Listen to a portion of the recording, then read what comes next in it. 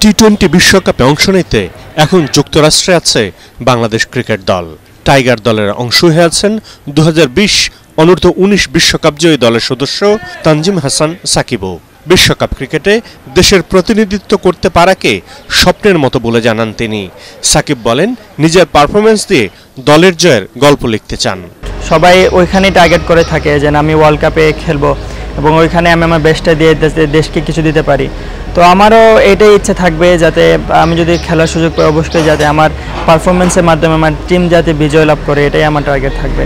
Team যেটা আমার কাছ থেকে আশা করে ওটা যাতে আমি দিতে পারতেছি কিনা, বা আমি যে রোলটা প্লে করব এটা আমি কমপ্লিটলি করতে পারতেছি কিনা। আমি যখনই নামি সিচুয়েশন অনুযায়ী খেলার চেষ্টা করি এবং আমি আমার সর্বোচ্চটা দিয়ে ব্যাটিং করার চেষ্টা করি।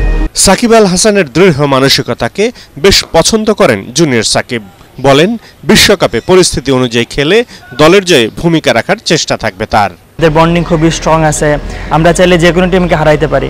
আমাদের 11 জন যদি মাঠে ওই দিন বেস্ট দিতে পারে, কোনো টিম আমাদের সামনে ব্যাপার না। ইনশাল্লাহ আমরা যে কোনো টিমকে হারানোর মতো দক্ষতা রাখি এবং এটা আমি সবসময় ভালো লাগে যে উনি খুবই মেন্টালি টাফ থাকে, যে কোনো সিচুয়েশনকে খুবই শান্তভাবে হ্যান্ডেল করতে পারে। এই জিনিসটা আমার খুবই ভালো লাগে ওনার। আমি চেষ্টা করি বল স্কিট করানোর জন্য, যাতে ব্যাটসম্যানদের খেলতে খুব ডিফিকাল্ট ফেস করা লাগে, কারণ আমি ওইরকম হাইটের অ্যাডভান্টেজ নাই আমার, তাই আমি চেষ্টা করি বলটা স্কিট এবং কাট করানোর জন্য। তরুণ পেসার তানজিম হাসান সাকিব জানান, মাঠে সেরাটা দিতে পারলে যে কোনো দলকে হারানোর ক্ষমতা আছে বাংলাদেশের। আগামী 8 জুন শ্রীলঙ্কার বিপক্ষে ম্যাচ দিয়ে শুরু হবে টাইগারদের এবারের টি-20 বিশ্বকাপ মিশন। পরাগ আরমান, এটিএন বাংলা।